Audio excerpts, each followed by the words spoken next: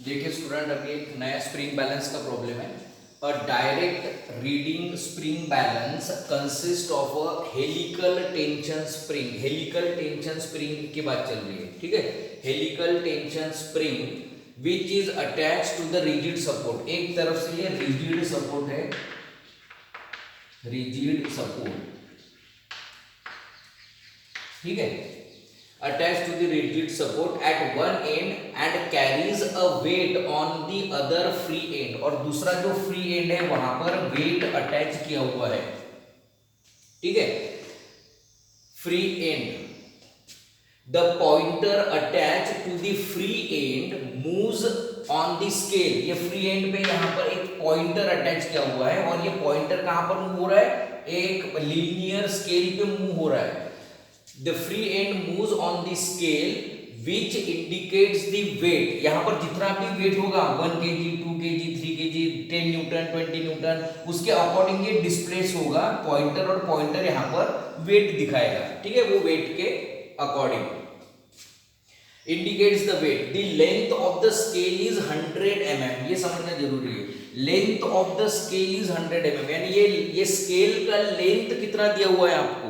ये स्केल का लेंथ है 100 mm। दैट मीन्स कि ये पॉइंटर 0 से 100 mm तक मेजर करते आना चाहिए।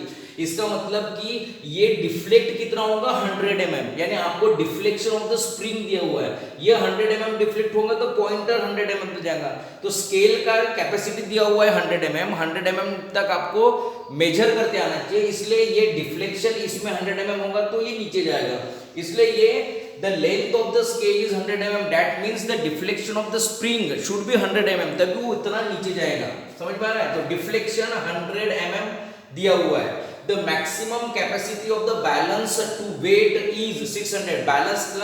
बैलेंस जो है वो मैक्सिमम कितना वेट उसने ये करना चाहिए? सस्टेन 600 न्यूटन वेट उसने सस्टेन करना चाहिए। मीन्स यहाँ पर मैक्सिमम कितना वेट लगा सकते हैं आप? 600 न्यूटन। मीन्स ये हो गया total load applied on the spring. This spring should sustain this load of 600 Newton. और उस समय मैक्सिमम लोड के समय ये कितना नीचे आएगा? 100 mm। तो आपको मैक्सिमम लोड दिया हुआ है 600 न्यूटन और डिफ्लेक्शन कितना आना चाहिए? 100 mm तक आना चाहिए, ठीक है। The spring index is 6। Spring index आपको 6 दिया हुआ है। आपको स्प्रिंग डिजाइन करना है।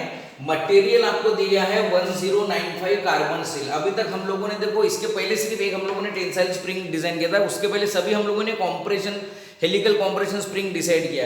इसमें हेलिकल कॉम्प्रेशन स्प्रिंग में कैसा सॉलिड लेंथ निकालते हम लोग, फ्री लेंथ भी निकालते और पिच भी निकालते। यहाँ पर ये ही एक्चुअल में फ्री लेंथ है, ठीक है। तो उसमें हम लोग या टोटल नंबर ऑफ टर्न्स भी उसमें निकालते नहीं है इसमें। अब यहाँ पर देखो अभी हमें क्या करना है। मटेरियल दिया हो आपको, तो पेज नंबर 92 पे आपको मटेरियल चेक करना है। तो मटेरियल का यील्ड शियर स्ट्रेस 600 न्यूटन पर mm² मिलेगा और मटेरियल का रिजिडिटी जो है वो है 80 × 10⁻³ न्यूटन पर mm²। तो आपने ये मटेरियल के प्रॉपर्टीज निकाल लिए कि यील्ड शियर स्ट्रेस कितना है और मॉडुलस ऑफ रिजिडिटी कितना है। ये आपको समझ में आ गया होगा। ये टेंशन स्प्रिंग है। टेंशन स्प्रिंग में क्योंकि इसके हम लोग फ्री लेंथ नहीं निकाल सकते, यही एक्चुअल में फ्री लेंथ है, ठीक है। यहाँ पर वेट अप्लाई करेंगे तो पॉइंटर नीचे आएगा, स्प्रिंग में डिफ्लेक्शन होगा और वैसा हम लोग यहाँ पर रीडिंग कर सकते हैं लीनियर स्केल में। ये सिंपल इसका डिस्क्रिप्शन है फिगर से। अभी हमें क्या करना पड़ेगा? फैक्टर ऑफ सेफ्टी अज्यूम करना पड़ेगा क्योंकि प्रॉब्लम में दिया नहीं है। तो लेट इट भी हम लोग अज्यूम किया 1.3 1.5। तो 1.5 फैक्टर ऑफ सेफ्टी अगर हम लोगों ने अज्यूम किया तो टाउ मैक्स हमें निकालना है, या डिजाइन शियर स्ट्रेस भी बोल सकते हैं हम लोग इसको। Yield shear stress divided by factor of safety 600 divided by 1.5। तो tau max that is shear stress कितना आ रहा है? 400 न्यूटन पर mm²। फिर वही first step diameter of wire निकालना है। पेज नंबर 79 टेबल नंबर 81 पे आप जाएंगे, आपको टाउ का फॉर्मूला मिलेगा। इसमें आपको K का वैल्यू निकालना है। तो K का वैल्यू निकालने के लिए आपको स्प्रिंग इंडेक्स 6 का वैल्यू पता होना चाहिए। Walls factor K means walls factor आप निकाल सकते हो। इसमें C का वैल्यू 6 पुट अप करके तो K का वैल्यू आता है 1.2525 या 1.25, ठीक है। ये K का वैल्यू आपको मिला। ये पूरे K के इसमें हम लोग पुट अप करेंगे। ये टाउ कितना दिया है? 400, ठीक है। K है 1.25। ये पूरे वैल्यू जिसमें पुट अप करेंगे तो D का वैल्यू निकलता है 5.35।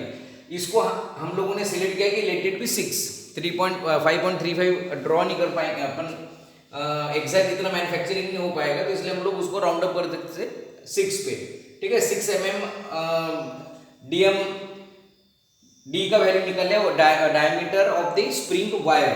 फिर dm by D is equal to c है, तो हम लोग मीन डायमीटर निकाल सकते हैं, इसमें से mean diameter will be c into small D, 6 into 6, तो 36 mm मीन डायमीटर होगा, 36 प्लस 6 यानी 42 mm ये आउटर डायमीटर होगा, और 36 माइनस 6 यानी 30 mm ये होगा इनर डायमीटर।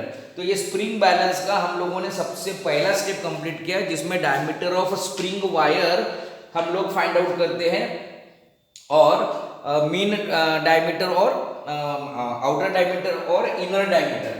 इसमें सिर्फ आपको चेंज किया है, स्केल का जितना लिमिटेशंस रहेगा उतना डिफ्लेक्शन होगा और उतना उसके रिलेटेड यहाँ पर वेट दिया, बस इतना ध्यान रखना है। नेक्स्ट इसमें हम लोग देखेंगे नंबर ऑफ टर्न्स कैसे फाइंड आउट करते हैं, सॉलिड लेंथ कैसे फाइंड आउट करते हैं, ठीक है।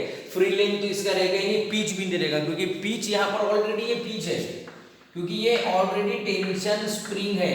हम लोगों ने जो प्रॉब्लम सॉल्व किए वो कॉम्प्रेशन स्प्रिंग रहता था, लोड अप्लाई करने से वो एक्सपांड होता था, ठीक है। ये पहले से ही एक्सपांड है, ये लोड से और थोड़ा एक्सपांड होगा, बट फ्री लेंथ इसका इतना ही है इनिशियली फ्री लेंथ, क्योंकि टेंशन स्प्रिंग में फ्री लेंथ इतना रहेगा, समझ में आ रहा है। और जब ये पूरा कॉम्प्रेस होगा तो उसको हम लोग बोलेंगे सॉलिड लेंथ। क्लियर है? तो हम लोग नेक्स्ट इसमें देखेंगे नंबर ऑफ टर्न्स कितना चाहिए। धन्यवाद।